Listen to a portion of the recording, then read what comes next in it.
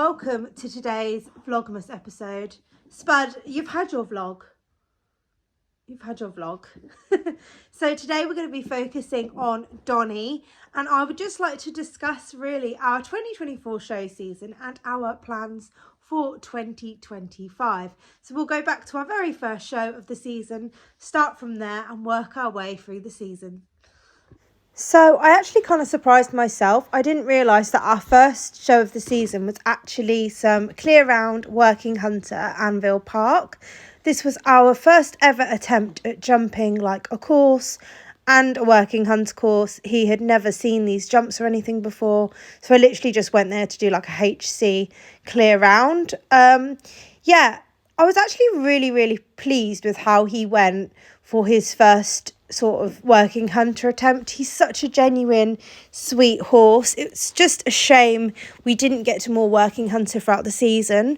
So Anvil had planned to do like a working hunter series, and then they actually moved venues to Topthorne, which we did adventure to one of them later on in the year, but it's just a bit further for us. So we only made it to sort of 3 working hunter shows. And yeah, he was super duper, really happy with how his jumping is coming along. Obviously, you've seen him show jumping for the first time towards the end of the season, which, yeah, he dealt with that really well. I was kind of just kicking myself that I didn't get round to doing a 70 centimetre course. This was our first proper official show, because as you can see, we're actually in show gear, as the other one was just HC. And this was the BSBS area show. They didn't have any horse classes on the flat, only pony classes, but they did have these working hunter training stakes, which the jumps here are quite spooky and very well dressed. He actually won the class here, even though he had one down, and he didn't jump it very stylishly. I mean, we are cantering courses quite a lot more confidently now, but a lot of the horses got eliminated because it was quite a spooky course, and he's such a genuine horse. Like he tries so hard. So this was another really good day. I feel like it is a shame that there weren't more of this sort of thing on our doorstep, because I think we could have really pushed on with the working hunter. So it was actually really lovely to start off the 2024 season with some working hunter, which the jumping is something we're slowly working on. It was such a shame we didn't really get to any more working hunter shows bar one other towards the end of the season. It just happened that the local venues that were holding the working hunter just didn't hold them anymore. And I think that wasn't due to lack of entries. It was due to the series being run at Anvil moved to Topthorne, which is just a bit further away from us. And the one at Forest Edge was literally just a one-off where a society had rented that venue. So it was a real shame that we didn't proceed with the working hunter, and it would have been really lovely to have jumped a 70 track by the end of this year. It didn't happen, but it's not the end of the world. He jumped some really nice rounds in the show jumping towards the end of the year. The jumping is still something we're working on. I don't need him to be a world beater. We're not planning on him being a Hoy's working hunter horse or a show jumper. I just like to do variety. He likes to do variety. And it's just fun. So for 2025, it would be a nice goal to jump a 70 working hunter track. But like I said, it is finding the shows, because it seems to be very limited round here. You really have to hunt for working hunter. But if not, we would like to try arena eventing, because that is something they do hold round here. So yeah, definitely something for next year to think about. We also dabbled in a little bit of cross country. We went to Blackwater, and we actually jumped the biggest we jumped all year here. This fence is actually on the 80 and 90 course. So we jumped some bigger fences, built some confidence, and just had loads and loads of fun with no pressure.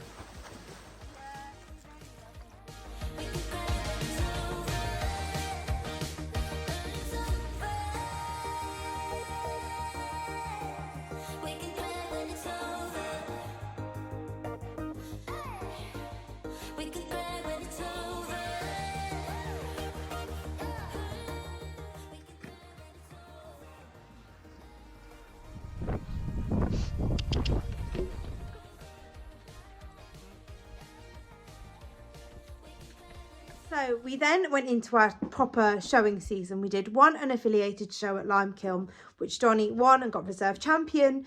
So we went straight in to dabble in a few Hoys qualifiers because I just wanted to see what the competition would be like, who we'd be against, and also get some ride judges on Donnie. The first one was at Stoneleigh, which was quite a long way away from us, and Donnie was really naughty for the ride judge, like the worst he has been all season for the ride judge. So we come home, decided to do a bit more schooling. We took him to one more Hoys qualifier, which was the Lincolnshire show, which was a very big, buzzy atmosphere. He was super good with the atmosphere, but he was naughty again for the ride judge. And that's when we came home and decided we need to fix this and nip it in the bud now. So we took Donnie to Charlie and Justine's, and Charlie and Justine rode him.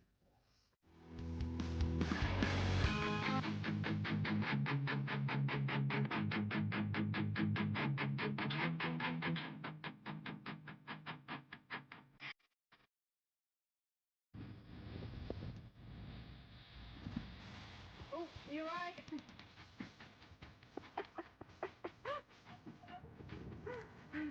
And Charlie was brilliant for Donnie because he really kicked him on when he did it, and then Donnie was like, "Oh, okay," and then pushed through it. As when he had the last couple of ride judges, well, the very first one, he did it, and then they sort of put handbrake on, and then he did it more. So yeah, this was fantastic that Charlie went, "Okay, you're going to do that, go forwards," and Donnie had the shock of his life, I think. So, after our fiasco of him being consistently naughty for ride judges, we decided to give him a little break from showing. We weren't sure if he was just bored as well, kind of forget about it and come back to it. So we did the Nar Valley fun ride at Houghton Hall, and he was mega. This was probably our biggest confidence boost throughout the year, as it was our first time I'd ridden in a group, and he had actually been really well behaved. He would go in front, behind. We had the most amazing day. I think also because we did maybe 6 or 7 miles, he was quite tired. He was super. So then I thought, oh, we'll aim to do some hunting because that would be really good for him to work on his canter and his strength. So I did the first guided ride with Justine, and he was horrific. I don't know what switched into him, but he didn't want horses in front of him, he didn't want horses behind him, he snapped his martingale and was a complete idiot. So we kind of gave up on that idea, and then we had Equifest, which was our biggest show of the year, and I was just hoping he was going to behave. We had a mixture of classes with and without ride judges, and ups and downs. But first, before we go into Equifest, which is the best show ever, we will just have a look at Donnie at his first ever time doing fun rides.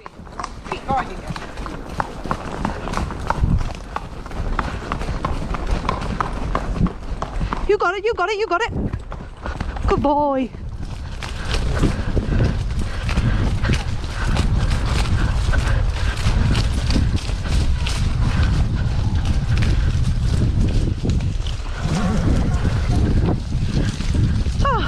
So we're now moving on to Equifest 2024, which is my favourite show of the year. And I feel like this was the show where me and Donnie really upped our riding and our game. We did the Concours d'Elegance and came second out of 25 entries. This was also Donnie's first ever time in an evening performance, and I weren't sure how he was going to react, and he really shone. Like, the evening performance just woke him up enough. He was safe but had a bit about him. He was incredible, didn't spook at any banners or anything, and probably this was the show in the year that really made me think, I'm so lucky to have such a special horse. Even though he hasn't been very good for the ride judges this year, he makes me feel safe, he gives me a lovely ride, and we'd really started to gel and become a partnership at this time of the year. So yeah, we come second in the concourse. We had a few up and down classes where we were kind of in the middle. I don't think he actually came last in any of the classes. He wasn't amazing for the ride judges at Equifest, but he was better than he had been at the start of the year. And then he really ended Equifest with a bang. He just seemed to come out of the stable every day and get better and better, which is something a lot of horses kind of go sour when they're doing showing every day at a stay away show, and he didn't at all. He just shone. But yeah, the last day at Equifest was so memorable and probably one of the most special memories I've got of this show season, where it was a huge class. Well, I think there was maybe 6 or something in it, but they were all like quality horses that had been to Hoys and stuff. This was for the home produced horse of the year, which is also a special title. And Donny winning the home produced middleweight hunter section and then going reserve champion was incredible, because it had taken quite a few years for Finley to even get through to a championship at Equifest, and for Donny to get through to 2 evening performances. Yeah, I was just so proud. It was a very, very special memory we have from this season. Donny has just won the middleweight and heavyweight home produced hunter class. Won some prize money. There's 6 in it, I think. And then he has only gone and got reserve champion home produced hunter. Buzzing. So excited. I had a few tears. So when we come back from Equifest, it was just amazing. It was definitely the highlight of my year. We just wanted to finish the year with a couple of unaffiliated sort of championship shows, and Donny, from that point onwards, he really smashed it. No, we didn't have any ride judges, so on that side, we still have work to do. But we did 2 unaffiliated shows. I think he won all his classes and took champion of nearly all his sections. He was mega. We also did another working hunter clear round, and he really jumped so much better. We also did a little bit of show jumping before we progressed on to where we are now, which is working on the dressage. So we'll just have a quick look at those before we talk about our 2025 goals.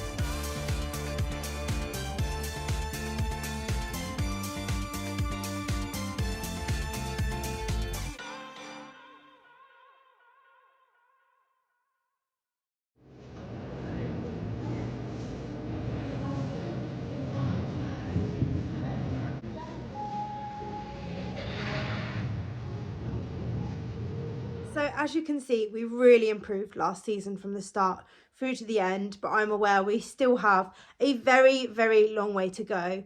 So currently we're into our dressage. I decided to focus on dressage so we can really strengthen and build his canter. throughout the winter, because there happened to be 2 winter leagues on my doorstep. So he's doing the Winter League at Anvil and Forest Edge. He's currently actually in the lead in the prelim for the whole section, because he's scored 2 or 3 scores at 68% and above, earning like so many points.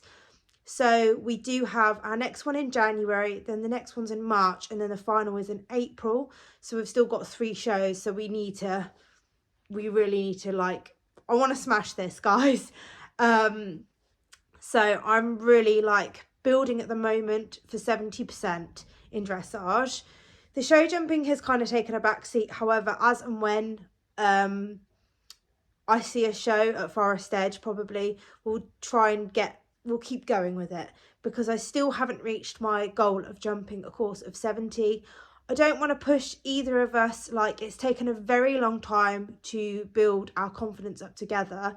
Donnie is super safe, like, that isn't the issue.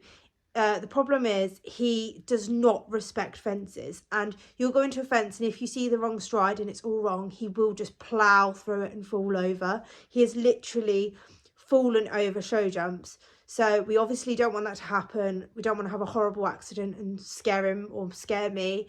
So with the show jumping and the cross country and working hunter, the goal is 70, but you know, there's no pressure on that.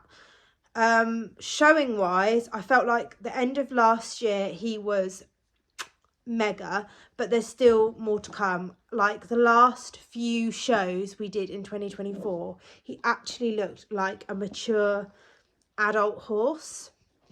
So I would really like to try and qualify Donnie for the London International next year, so 2025.